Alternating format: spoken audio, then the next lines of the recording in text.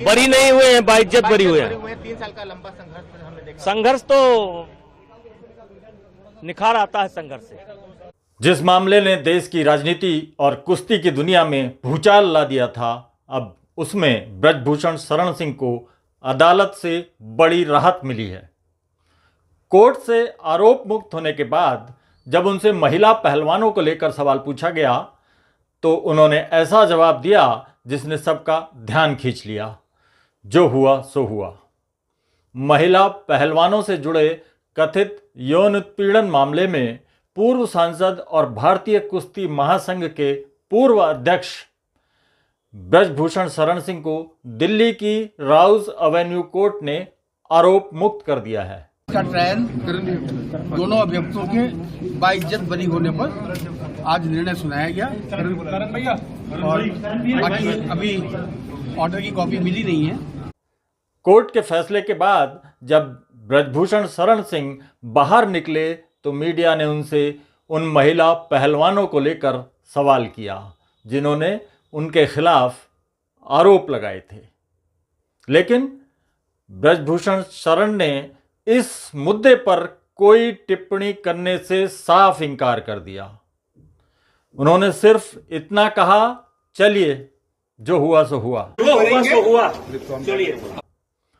ब्रजभूषण शरण सिंह ने अदालत के फैसले पर खुशी जताते हुए कहा कि उन्हें और रेसलिंग फेडरेशन के पूर्व सचिव विनोद तोमर को अदालत ने बाइज्जत बरी कर दिया है। कोर्ट ने ये कहा, ऑनरेबल जज साहब ने, कि ब्रजभूषण सिंह जी और विनोद तोमर, आप दोनों लोगों को बाइज्जत बरी किया जाता है।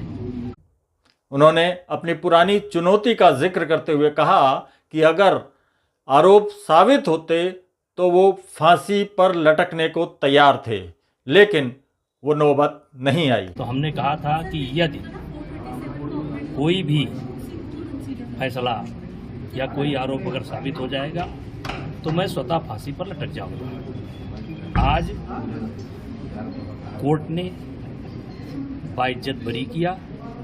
मेरे लिए प्रसन्नता का विषय है, मेरे समर्थकों को के लिए प्रसन्नता का विषय है। यह पूरा मामला जनवरी 2023 में सामने आया था।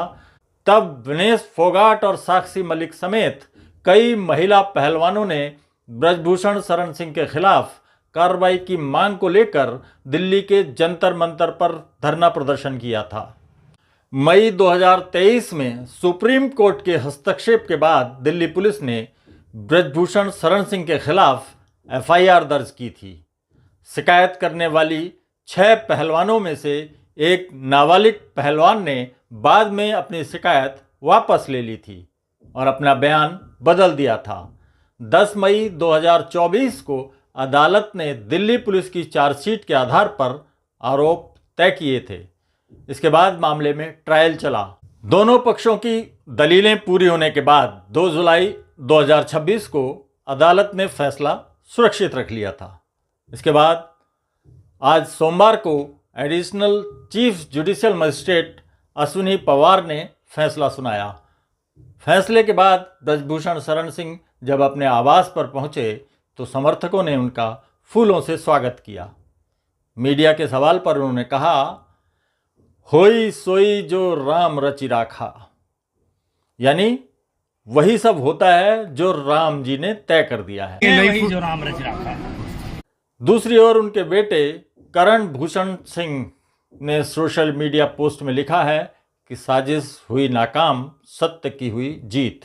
पिताजी बाइज्जत बरी हुए, सत्यमेव जयते। और आज ये सच्चाई की जीत है, युवा पहलवानों की जीत है, हमारे लोकसभा कैसरगंज की जीत है और मंडल की जीत है। और जो इस सच्चाई में हम लोग के साथ रहे, मैं उन सबको धन्यवाद करना चाहूंगा कि आपने हमारे पर भरोसा रखा और आज हम पूरे देश के सामने मजबूत होकर खड़े हैं। जो एक टाइम हम लोग को मजबूर करा जा रहा था, मेरे पिताजी को, कि फांसी दे देनी चाहिए, जंतर मंतर पे कि जला देना चाहिए, सारी पार्टियां साथ आके बोल रही थी। आज क्या आके बोलेंगी? आज क्या आके बोलेंगी कि आपके पर जो हुआ गलत हुआ, जिसका उनको भुगतान करना पड़ा, बैठना पड़ा। रेसलिंग फेडरेशन के अध्यक्ष संजय कुमार सिंह ने भी फैसले पर खुशी जाहिर करते हुए कहा है कि ब्रजभूषण शरण सिंह पर लगाए गए आरोप झूठे थे और अदालत के फैसले से कुश्ती जगत में खुशी का माहौल है। हालांकि इस पूरे मामले में आगे की कानूनी प्रक्रिया और फैसले के खिलाफ संभावित अपील पर भी सबकी नज़र रहेगी।